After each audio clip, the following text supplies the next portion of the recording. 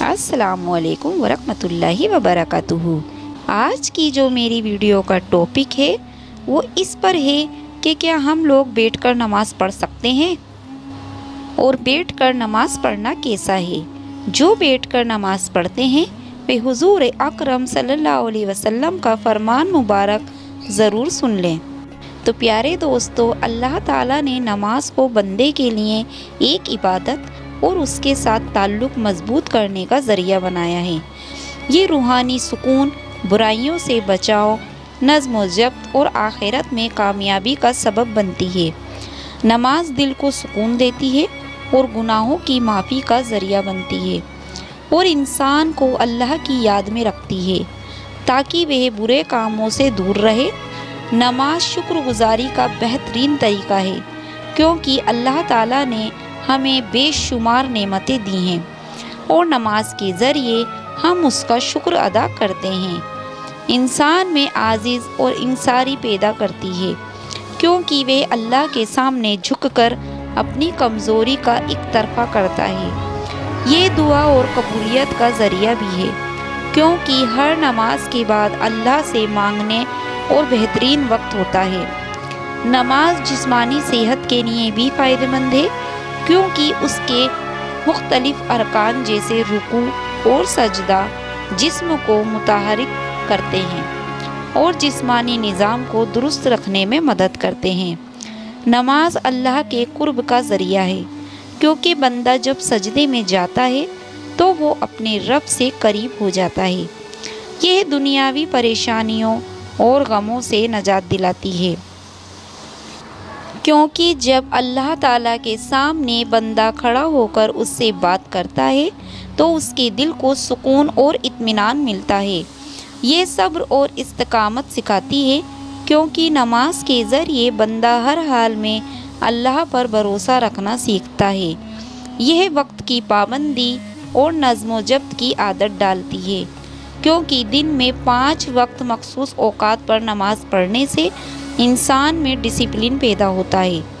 نماز اللہ کی رحمتوں اور برکتوں کو کھینچ لاتی ہے کیونکہ جو شخص نماز پڑھتا ہے اس پر اللہ کی خاص رحمت اور حفاظت ہوتی ہے۔ یہ شیطان سے حفاظت کا ذریعہ ہے کیونکہ جو بندہ نماز کا عادی ہوتا ہے تو شیطان اس سے دور رہتا ہے۔ یہ قبر اور آخرت کی روشنی ہے۔ حدیث پاک میں آتا ہے کہ نماز قیامت کے دن مومن کے لیے نور ہوگی۔ یہ گناہوں کی معافی اور ان کے مٹنے کا سبب بنتی ہے کیونکہ نبی کریم صلی اللہ علیہ وسلم نے فرمایا کہ نماز گناہوں کو ایسے دھو دیتی ہے جیسے پانی میلے کچیل کو دھو دیتا ہے۔ یہ مال دولت کی برکت کا ذریعہ ہے۔ جو لوگ نماز کی پابندی کرتے ہیں تو اللہ تعالیٰ ان کے گھر میں رزق میں اضافہ فرما دیتا ہے۔ یہ معاشرتی برائیوں سے بچاتی ہے۔ جو شخص نماز پڑھتا ہے وہ چوری، جھوٹ، ظلم اور بے حیائی سے بچنے کی کوشش کرتا ہے۔ یہ اللہ کے عذاب سے نجات کا ذریعہ ہے کیونکہ جو شخص نماز چھوڑ دیتا ہے اس کے لیے سخت وعید آتی ہیں اور جو پڑھتا ہے وہ اللہ کی پناہ میں آ جاتا ہے۔ یہ دل کی سختی کو ختم کرتی ہے کیونکہ اللہ کا ذکر کرنے سے دل نرم ہو جاتا ہے اور بندہ اللہ کی محبت میں آ جاتا ہے۔ یہ دنیا اور آخرت کی کامیابی کی کنجی ہے۔ جو لوگ نماز کے پابند ہوتے ہیں وہ دنیا میں بھی کامیاب رہتے ہیں اور آخرت میں بھی جنت کے مستحق بنتے ہیں۔ نماز اللہ کی طرف سے ایک عظیم تحفہ ہے جو بندے کو مسلسل اس کے رب سے جوڑے رکھتی ہے۔ نماز چھوڑنا منافقین کی علامتوں میں سے ہے۔ جو شخص اخلاص کے ساتھ نماز پڑھتا ہے اس کا دل ایمان سے بھرتا ہے۔ یہ عزت اور وقار میں اضافہ کرتی ہے۔ جو بندہ اللہ کے سامنے جھکتا ہے اللہ اسے دنیا میں عزت اور آخرت میں بلند مقام عطا فرماتا ہے اور یہ صراط مستقیم پر چلنے میں مدد دیتی ہے۔ روزانہ 5 وقت اللہ کے حضور حاضر ہونے سے انسان کو اچھے اور برے راستے میں تمیز آ جاتی ہے۔ یہ بے خوفی اور حوصلہ عطا کرتی ہے۔ کیونکہ جو شخص نماز پڑھتا ہے وہ اللہ پر بھروسہ رکھتا ہے اور کسی بھی مصیبت پر گھبراتا نہیں ہے، سچائی اور دیانتداری کو فروغ دیتی ہے۔ نماز انسان کو ہر حال میں سچ بولے اور ایمانداری اختیار کرنے کا سبق دیتی ہے۔ یہ زندگی میں اس طرح کرامت اور حوصلہ پیدا کرتی ہے کیونکہ مسلسل نماز پڑھنے سے انسان میں مشکلات کا مقابلہ کرنے کی طاقت آتی ہے۔ یہ ہر لمحہ اللہ کی یاد دلاتی ہے۔ دن میں 5 بار نماز پڑھنے سے بندہ کبھی بھی اللہ کو بھولتا نہیں۔ یہ زندگی کے ہر فیصلے میں رہنمائی فراہم کرتی ہے۔ جو شخص نماز پڑھتا ہے اس کا دل اللہ کی طرف سے ہی فیصلے کرنے کے لیے روشن ہو جاتا ہے۔ یہ غربت اور تنگدستی سے نجات کا ذریعہ بنتی ہے، کیونکہ جو لوگ نماز قائم کرتے ہیں اللہ ان کے رزق میں کشادگی فرماتا ہے۔ یہ اللہ کے عذاب سے حفاظت کا ذریعہ ہے۔ جو نماز کی پابندی کرتا ہے اللہ اسے دنیا اور آخرت کے عذاب سے بچا لیتا ہے۔ یہ قبر کی دہشت اور اندھیرے سے نجات کا سبب بنتی ہے۔ حدیث پاک میں آتا ہے کہ نماز قبر میں روشنی بن کر آتی ہے۔ یہ دل کی سختی کو ختم کر کے انسان کو نرم مزاج اور دوسروں کے ساتھ حسن سلوک کرنے والا بناتی ہے۔ یہ تمام انبیاء کرام کی سنت اور تعلیمات کا خلاصہ ہے۔ ہر نبی نے اپنی امت کو نماز کی تاکید کی۔ یہ اللہ کے ساتھ محبت کو بڑھاتی ہے۔ جو شخص نماز میں اللہ سے راز و نیاز کرتا ہے اس کا دل اللہ کی محبت سے بھر جاتا ہے۔ یہ دنیا میں کامیابی اور آخرت میں جنت کے حصول کا بہترین ذریعہ ہے۔ اللہ نے جنت ان لوگوں کے لیے وعدہ کی ہے جو نماز کی پابندی کرتے ہیں۔ نماز ایمان کی پہچان ہے۔ جو شخص اللہ کے سامنے جھکتا ہے وہی سچا مومن ہے، کیونکہ جہنم کی آگ سے ڈھال ہے۔ کیونکہ جو نماز قائم کرتا ہے اللہ اسے عذاب سے محفوظ رکھتا ہے۔ یہ زندگی کا نظم و ضبط ہے۔ 5 وقت نماز پڑھنے والا کبھی وقت ضائع نہیں کرتا۔ یہ سب سے بڑی طاقت ہے، کیونکہ نماز پڑھنے والا کسی کے سامنے جھکنے کی بجائے صرف اللہ پر بھروسہ کرتا ہے۔ یہ گناہوں کی چٹان توڑ دیتی ہے۔ ہر نماز انسان کے گناہوں کو دھو دیتی ہے، جیسے پانی میل کو بہا دیتا ہے۔ یہ بے خوفی کی کنجی ہے۔ جو اللہ کے سامنے جھکتا ہے وہ کسی دنیاوی طاقت سے نہیں ڈرتا۔ یہ معاشرے کی اصلاح گاہ تیار ہے، کیونکہ جہاں نماز قائم ہو وہاں برائیاں ختم ہو جاتی ہیں۔ یہ بدبختی کا علاج ہے۔ جو نماز چھوڑ دے وہ ذلت اور ناکامی کا شکار ہو جاتا ہے۔ یہ رزق میں برکت کا راز ہے، کیونکہ یہ قبر کی اندھیری کا چراغ ہے۔ جو بندہ قبر میں اکیلا ہوگا اس کی نماز روشن بن کر آئے گی۔ یہ قیامت کے دن کامیابی کی سند ہوگی۔ سب سے پہلے نماز کا حساب ہوگا اور جو اس میں سب کچھ آسان ہو جائے گا یہ شیطان کا توڑ ہے۔ جو نماز پڑھتا ہے شیطان اس سے دور بھاگتا ہے۔ یہ بندے اور رب کے درمیان سب سے مضبوط رشتہ ہے۔ جو نماز میں کھڑا ہوتا ہے وہ براہ راست اللہ سے بات کر رہا ہوتا ہے۔ یہ بدقسمتی کی جڑ کو کاٹ دیتی ہے، کیونکہ جو نماز چھوڑ دے وہ خود کو مصیبت میں ڈال دیتا ہے۔ یہ جنت کے دروازے کی چابی ہے، کیونکہ اللہ نے کامیابی انہی کے لیے لکھی ہے جو نماز کے پابند ہیں۔ سیدنا سلمان فارسی رضی اللہ تعالیٰ عنہ سے روایت ہے کہ رسول اکرم صلی اللہ علیہ وسلم نے فرمایا، جب مسلمان نماز پڑھتا ہے تو اس کے گناہ اس کے سر پر رکھ دیے جاتے ہیں۔ جب بھی وہ سجدہ کرتا ہے تو وہ گر جاتے ہیں، اور جب وہ اپنی نماز سے فارغ ہوتا ہے تو اس کے گناہ جھڑ چکے ہوتے ہیں۔ آپ صلی اللہ علیہ وسلم نے فرمایا، قیامت کے دن سب سے پہلے نماز کا حساب لیا جائے گا۔ اگر نماز درست ہوئی تو باقی اعمال بھی قبول ہوں گے، اور اگر یہ خراب ہوئی تو باقی اعمال بھی خراب ہوں گے۔ آپ صلی اللہ علیہ وسلم نے فرمایا، نماز جنت کی کنجی ہے۔ آپ صلی اللہ علیہ وسلم نے فرمایا، تمہارا کیا خیال ہے؟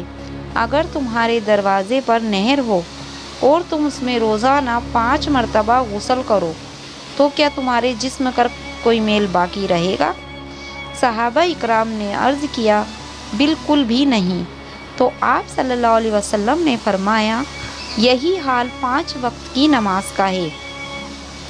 اللہ ان کے ذریعے گناہوں کو مٹا دیتا ہے جیسے پانی میل کو بہاتا ہے۔